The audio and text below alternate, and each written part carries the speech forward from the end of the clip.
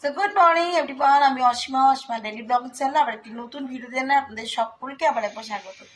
সকাল সকাল আমি কিন্তু আমার হেয়ার ট্রিটমেন্টটা করে নিচ্ছি। আমার কিন্তু খুব চুল উঠছে, যদিও আমার থাইরয়েড আছে, হাইপোথাইরয়েড আছে।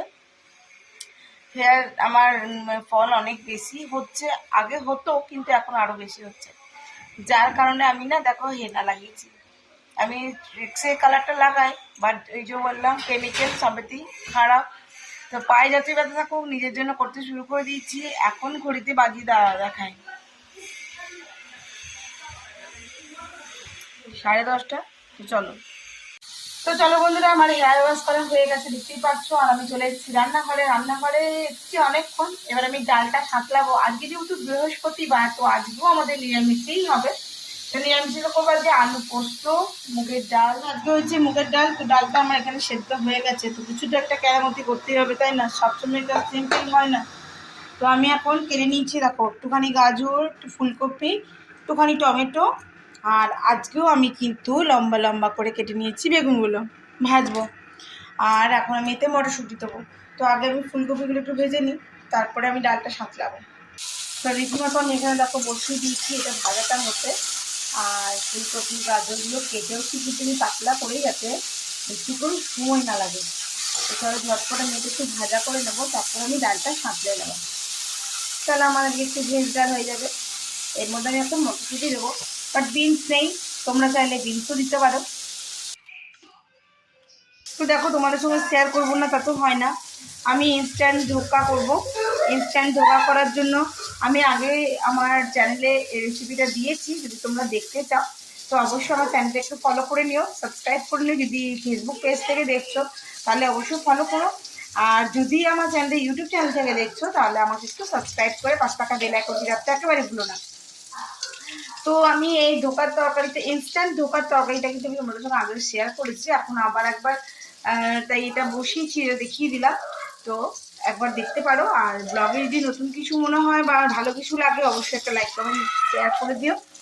তোমাদের কমেন্ট আমাকে সত্যিই খুব অনেকভাবে মানে ইমপ্রেস করে।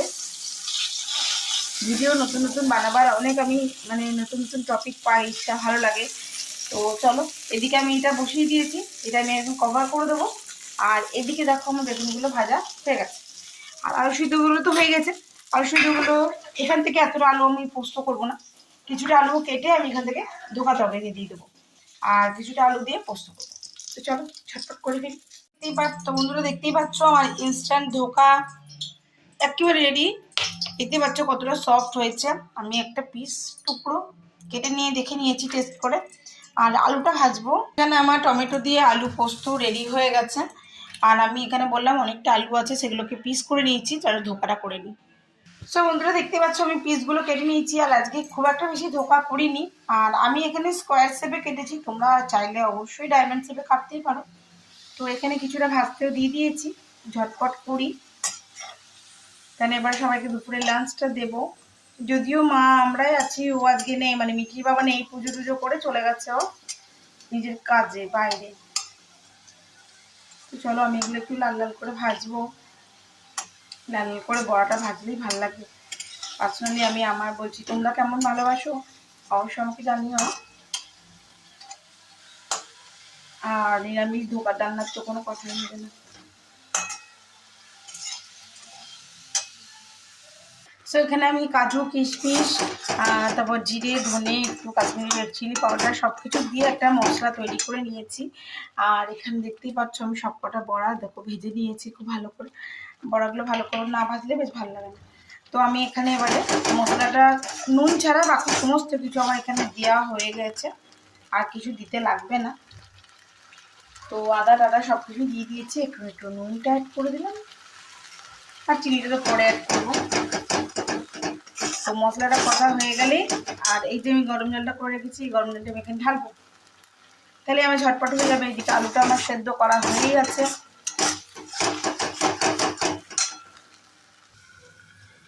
তো লাস্টে আমি বসিয়ে দিচ্ছি আলু ভাজাটা। আলু ভাজাটা একটু মচমচে করে ভাজা হয়ে যাক। মা বসে গেছে, এবারে মিষ্টিও বসে যাবে খেতে। আলুটা ভাজা হলেই মিষ্টিকে বসিয়ে দেবো।